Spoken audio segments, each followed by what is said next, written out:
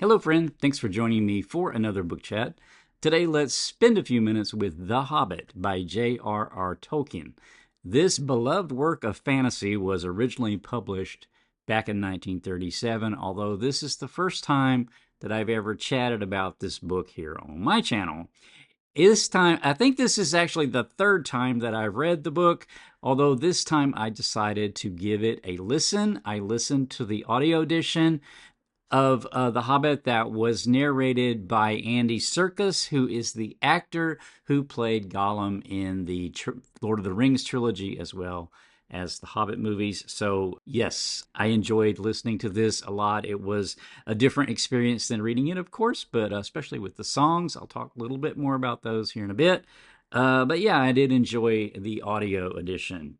So this story is very, very well known. So I don't think I have to really worry about spoilers with The Hobbit. It's beloved by generations. It's not really, I wouldn't say it's really a spoilery driven book anyway. After reading this, I did go back and watch the movie adaptations of The Hobbit. This chat is really going to focus on the book, though. The book is, actually, when I first saw the Hobbit movies, I didn't really think they were that true to the book. But after watching them a second time, I can sort of see what they were doing there. But if you're interested in comparing the book and the movie, I'm sure there are tons of channels where that is done on YouTube, and you could very easily probably find that information. But here I'm going to focus mainly on the book. So our main character here is Bilbo Baggins, and he is a hobbit. So in The Hobbit, we get introduced to the hobbits in general. Like, what are hobbits? Because they're a different type of being. They're not a human. So in this world of Middle-earth, where the story is set, hobbits are a sort of quiet and reclusive sort of people. They're very small, short, and they don't wear shoes. They have kind of big feet, and they live a quiet, sort of simple life. This is the life that they value. They don't like disruption. They like comfort. They like good food. They like good company. They don't like a lot of disruption. So just to introduce us also to the way that they live in these kind of holes in the ground.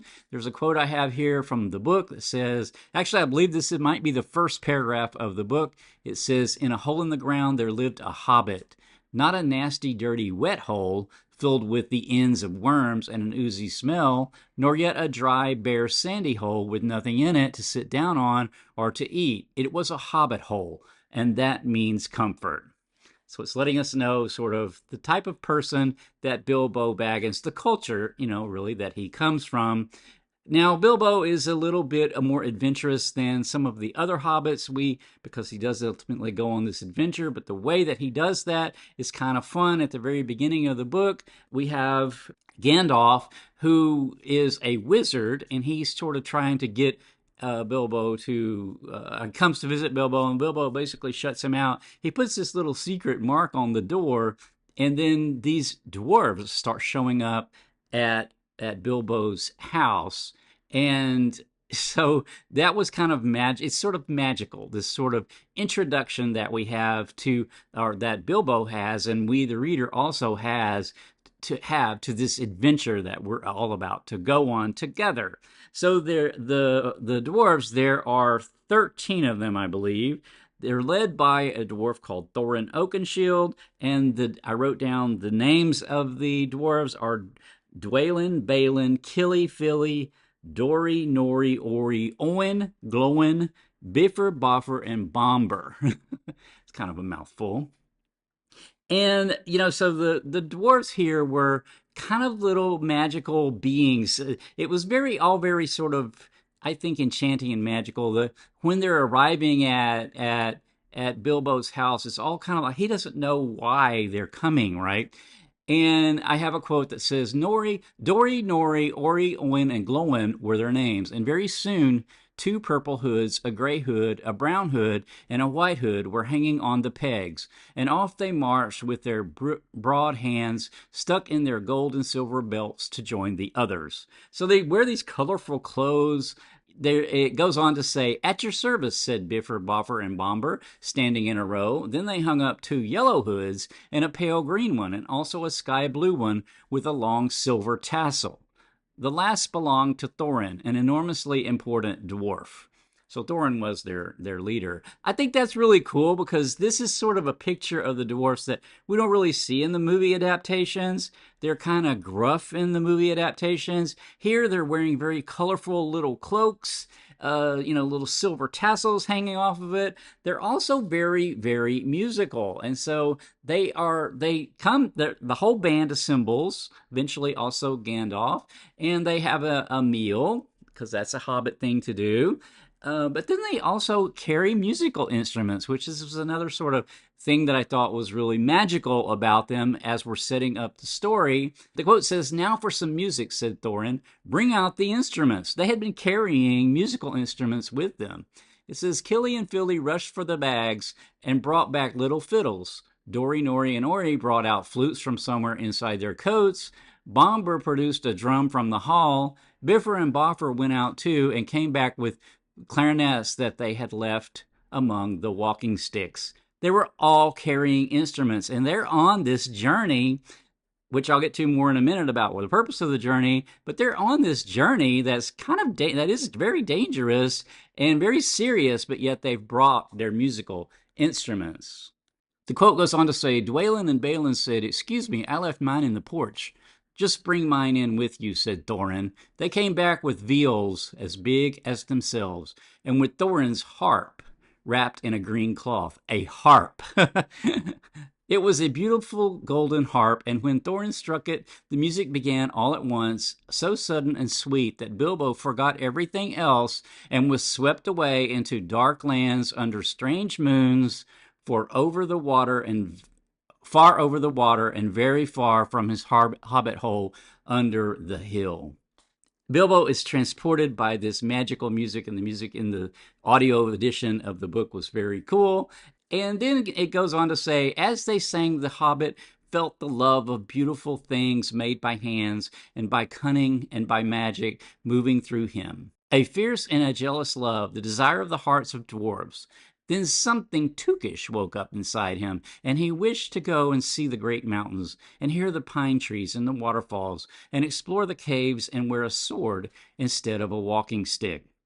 So the music and the whole atmosphere ignites this curiosity in Bilbo to cause him to decide to set off on this mission with the dwarves that Thorin Oakenshield is leading.